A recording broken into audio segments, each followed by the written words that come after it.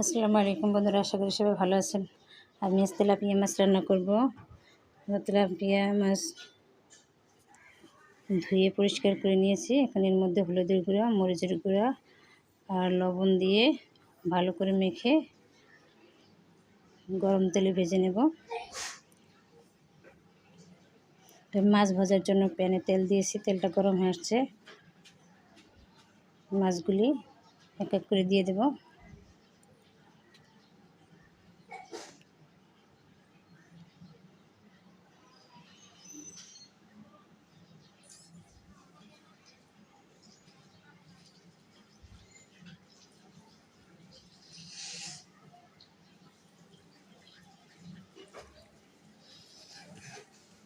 আমার মাছ ভাজা এক পিঠ হয়ে গেছে, উল্টে দিলাম।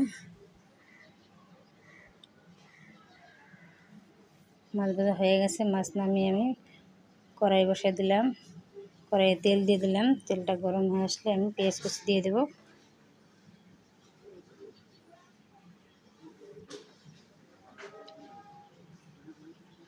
পেঁয়াজ কুচি দিয়ে দিলাম। পেঁয়াজটা একটু ভাজা ভাজা করে নেব।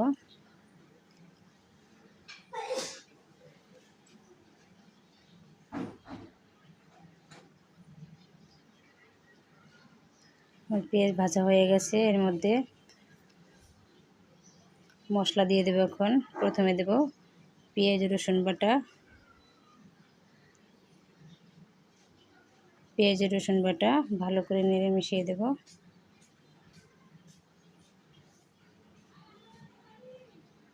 এখন এর মধ্যে একটু পানি দিয়ে দেব।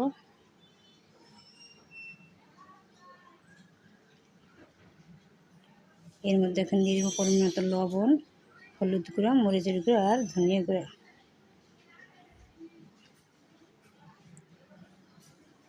মশলাগুলো ভালো করে মিশিয়ে কষে নেব।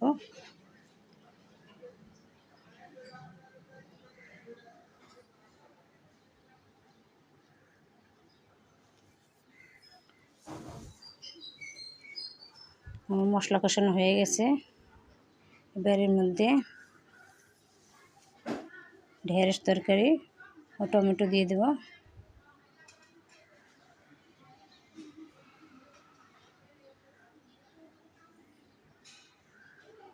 তরকারি মশলার সাথে ভালো করে মিশিয়ে নিয়ে ঢাকনা দিয়ে কিছুক্ষণ ঢেকে সিদ্ধ করে নেব।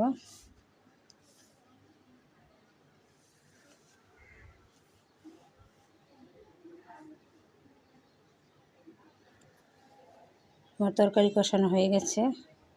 এবার এর মধ্যে গরম পানি দিয়ে দেব। আমার ভিডিওটি যারা এখন লাইক করেনি, ছোট্ট একটা লাইক করে দেবেন। সেই সঙ্গে শেয়ার করবেন, সাবস্ক্রাইব করতে ভুলবেন না।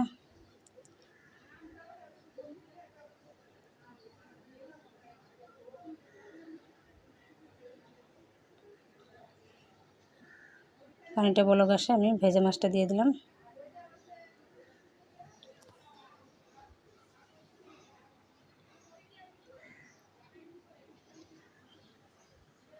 আর কিছুক্ষণ ঢেকে রান্না করব।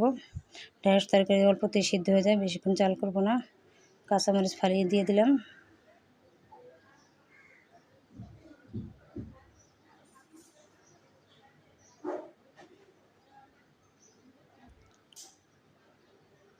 এবার আমি জিরার ফাঁকি দিয়ে তরকারি নামিয়ে নেব।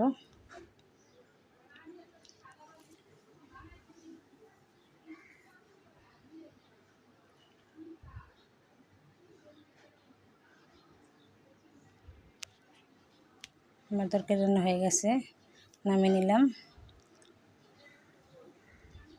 তো বন্ধুরা, আমার আজকের রেসিপি আপনাদের কেমন লাগলো কমেন্টসে জানাবেন।